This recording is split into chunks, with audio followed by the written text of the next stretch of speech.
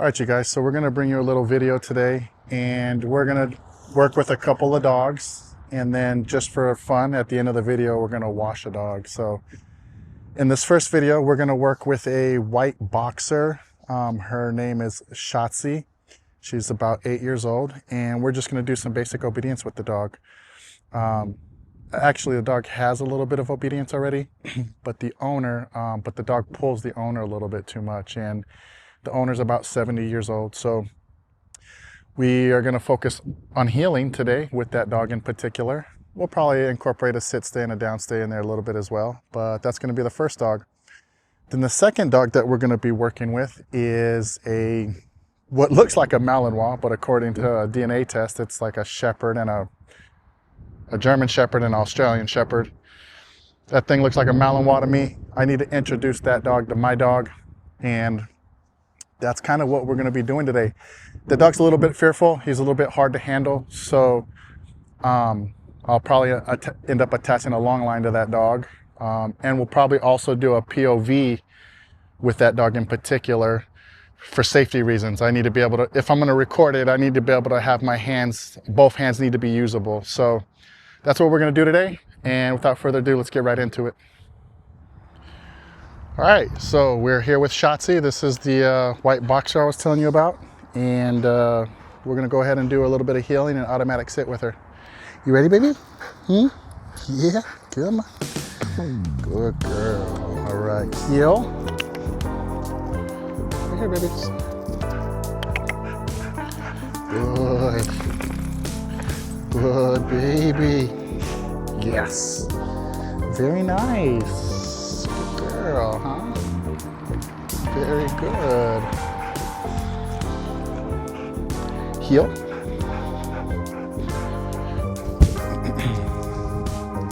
Yes, good girl. Wait.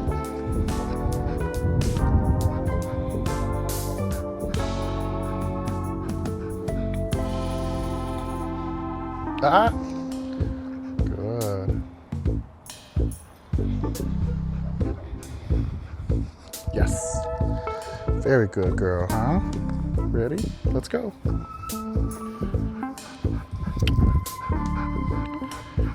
Good. This way. Good. That's my baby. Wee. Yes, good girl. Good girl.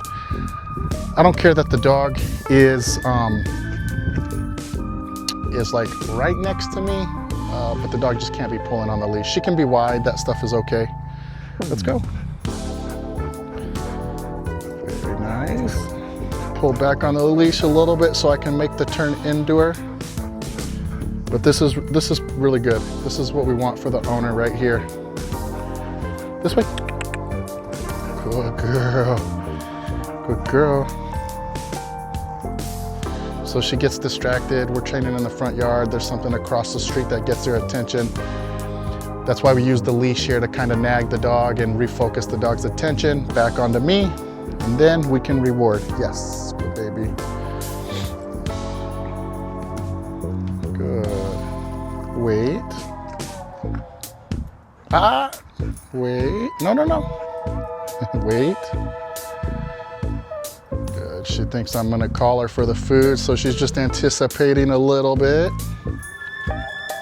Good.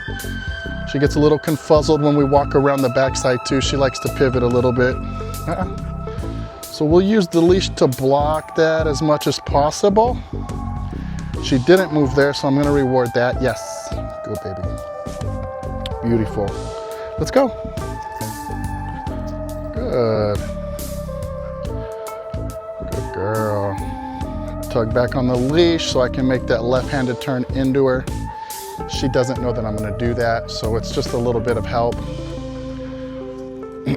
She's a little bit ahead of me. So if the dog starts to do that, with the space that I have in my front yard, I'm just going to kind of do a lot of turning into the dog. Good. Yes. Very nice. Beautiful.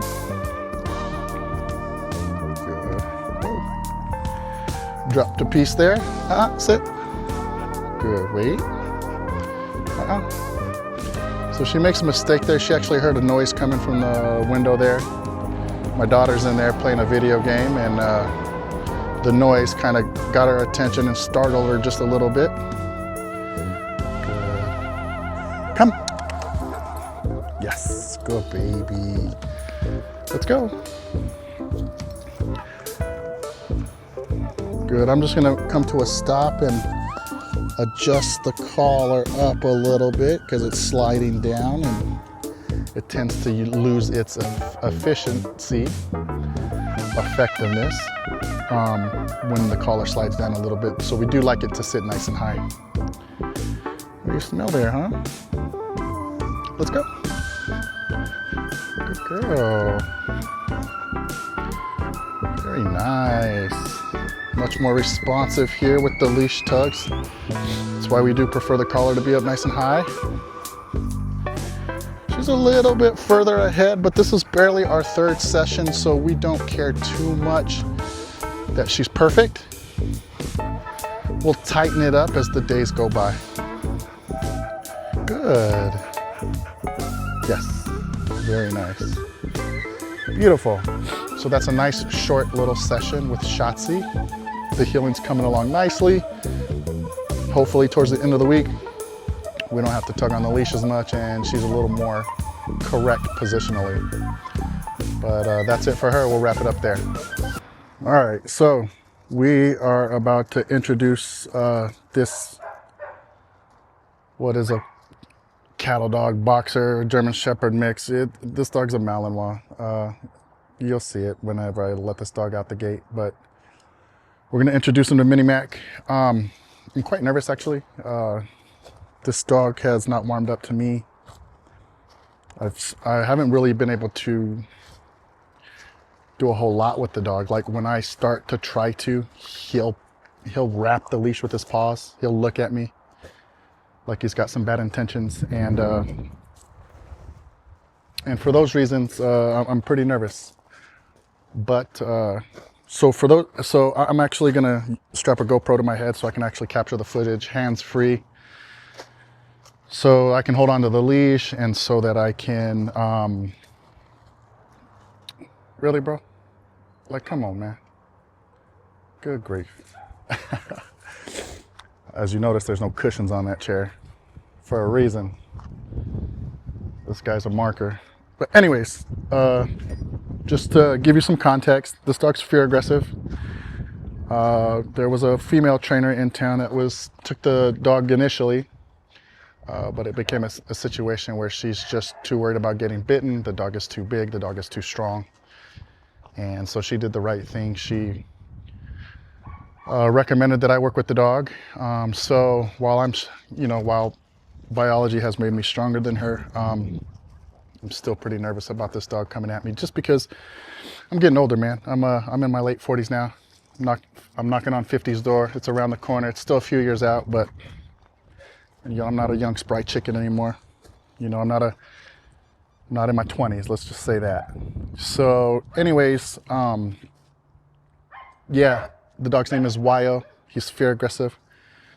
Both with people. The owner is actually bringing his dad and the dad's dog into his home. So we need to, essentially the reason why we're doing this is because we need to be able to see if the dog is dog friendly, if the dog's aggressive with dogs and people.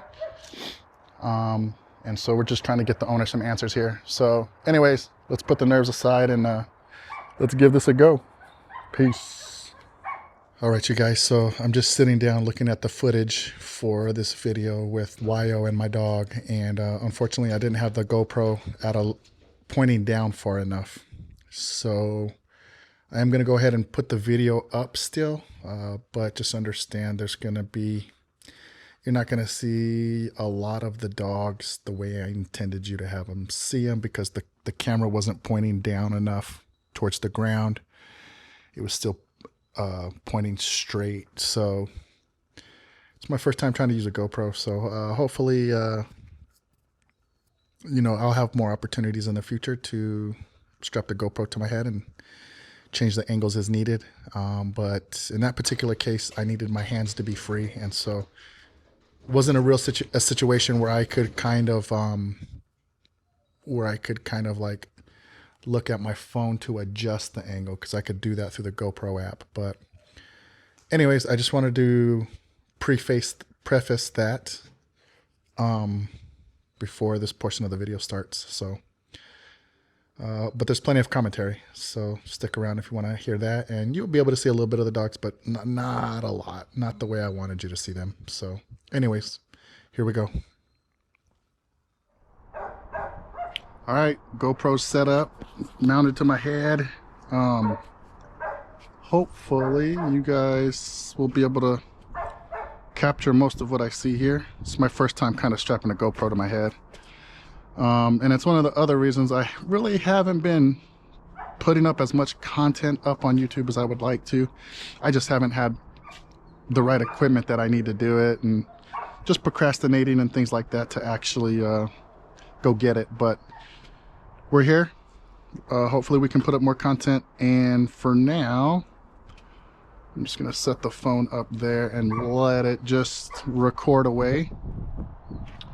And so here we go. We're gonna leash them up, and there's two things here about this. So with this particular setup, so I'm essentially gonna attach them to the slip lead. This regular leash is attached to the ring on the slip lead, so that, because with a fear aggressive dog, it's really hard to, like, if he doesn't want you touching him and he's defensive when you reach in, and this dog is, I have been unable to actually like put a collar on him. You know, he kind of stiffens up and he gives me some eyes, and you know, it's not a risk I'm willing to take. And I've been unable to actually collar him since I had him. So the way we stay safe here is through the use of a slip lead. We attach a regular leash to this ring, and what that does for me is when I need to take the slip lead off the dog, I can loosen it up and pull it over the dog's head like that. And you might actually see that happen here when I go to put him in a crate, because you know, if things get a little crazy here, you know, he'll probably go straight to the crate. So in any case, first thing is first. So I have to use this slip lead to not only protect myself, but protect my dog. So let's do this here. Slip lead. Okay, we're okay. Just gonna grab this plastic chair here. Oh, this is mostly to protect me from the dog in case he tries to bite me. But he's actually avoiding my dog. See, we got the hair all puffy. Really avoidant. See, this dog is afraid. But he's got some we've got some nervous chattering happening there with his lips. See the way he's puffing his lips? So he's really nervous. So you see the hackles on his back, they're standing up. But he's not trying to bite my dog. That's huge. He's really avoidant. I wish he was this way with me. Little bark right there. Sounds like a big puppy. But he's really avoidant. And so what happens is I let him drag the regular leash until I need to take this slip lead off. So it's perfect. So I mean, if he was going to bite him, he would have probably, oh, here we go. Hey, right there. I'm just using the chair to block him from going forward, and to also protect myself. There's a little growling there from him. So he's fearful. That's the bottom line. But when you got an agile dog like a Malinois, see the way his hair's puffing up? He's real unsure. Good, avoidant, and the face-to-face, curling his lips. See, he wants to sniff, but he doesn't want to be face-to-face because there's a risk of getting bitten, right? And he hasn't figured out that this dog isn't interested in biting, but he's curious about the dog. Way to go, bud. So, circles to avoid face-to-face contact here. Hopefully you guys can see this stuff. Real jumpy, real nervy. So again, the chair is mostly to protect myself because this dog has tried to bite me a couple times already. But essentially all I do is I just use the leash. If he's I don't move this dog. This dog has not been free off the leash, so I'm not willing to put myself in that position, especially if I can't put a collar on him. I need to be able to keep myself protected. So leash and objects like folding chairs. That's how we do it, right? So you know, if this dog tries to come at me, one, I'm going to use the chair to block him. Two, I'm going to use the leash to kind of string him up so that he can't get me. That's going to be real risky, right? Because I have to get I have to go down the leash a little bit further in order to do this. So, hey. So he bit him on the hindquarters right there. So now he goes. So the chair's just to block him, right?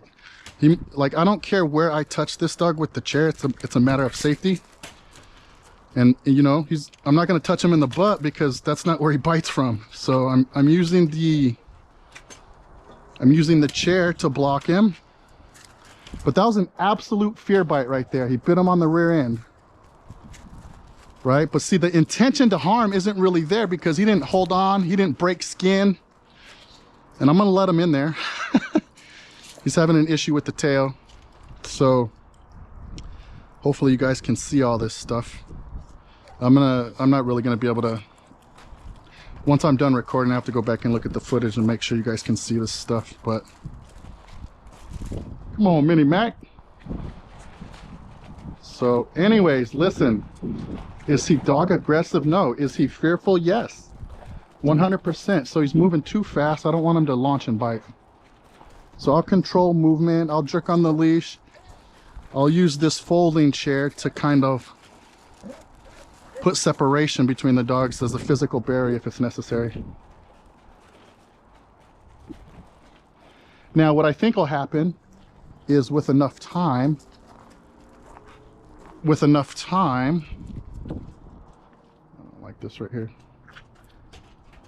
What I think will happen with enough time is that he'd warm up, and that's what we hope for, but we don't know.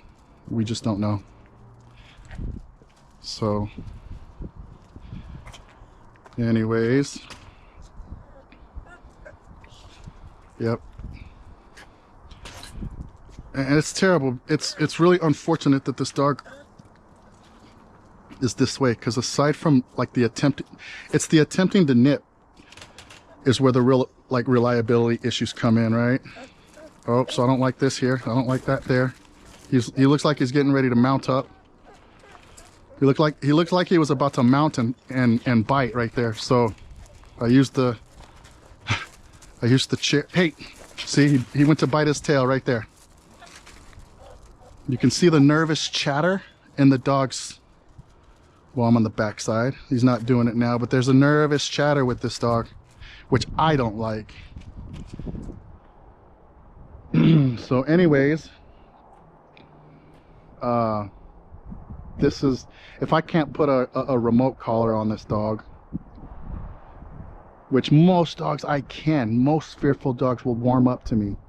But in the case of this dog, I have been unable to do so. I can't collar him. So, but I can throw a slip lead over him. I can, and I can, you know, walk him at where I need to and whatnot. There's been quite a few times where, as I am trying to like walk him to the potty pen or walk him to his crate, he'll kind of look at me and then he'll just kind of like, he'll paw the leash like this and he'll wrap it, and then he'll kind of give me this real hard look, right? So it's quite unsettling and unfortunate. So we'll have to see, you know, how things go when this dog gets home. He's gonna go home in a week, so I'll put him with my dog a little bit more to see if he eventually warms up. But what the issue is, he starts to build up into his bite. Like most dogs will kind of settle down after that. Avoiding. Yeah.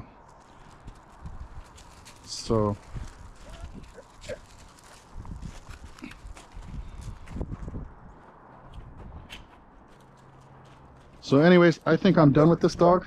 I've evaluated them the way that I need to. I am gonna go crate him, and then see, I wish he'd just be more flighty and avoidant, but the fear pushes him to the point of like trying to nip and bite and stuff like that. See? So anyways, we're gonna go put him away. We'll show you what that looks like, because it can get a little funky actually. But this is what it's like working with a dog that won't warm up to you. So I'm gonna use the chair. Typically I don't use the chair. Typically I don't use the chair when I'm taking this dog in and out and whatnot. The chair was mostly for the dog-to-dog introduction, and if I felt like he was gonna come back at me, I needed to protect myself, right? So typically the chair's not a part of this dog's day-to-day interactions and whatnot, but I'm still going to use it for now because we need to be able to crate them. So I'll show you what that looks like right here. Dog room's a little messy, forgive me. So what I have to do is I have to get a hold of this leash. Perfect. Now I'll put the chair down and I'll walk him to the crate. Let's go, bud. And then this I use, since I can't reach in there to take it off. That's how that leash works right there. So anyways, that's the evaluation on Wyo. So we'll wrap this video up here. Peace. All right, so we're just gonna give BlueCheese a bath. When you're a dog trainer and you work out of your home, bathing too many dogs in your bathtub can lead to clogging pipes. So we usually give the dogs a bath out here in the backyard with the hose. And that's what we're gonna do now. So let's get to it. Actually, the hose has a leak in it too, so it's gonna get pretty wet over here.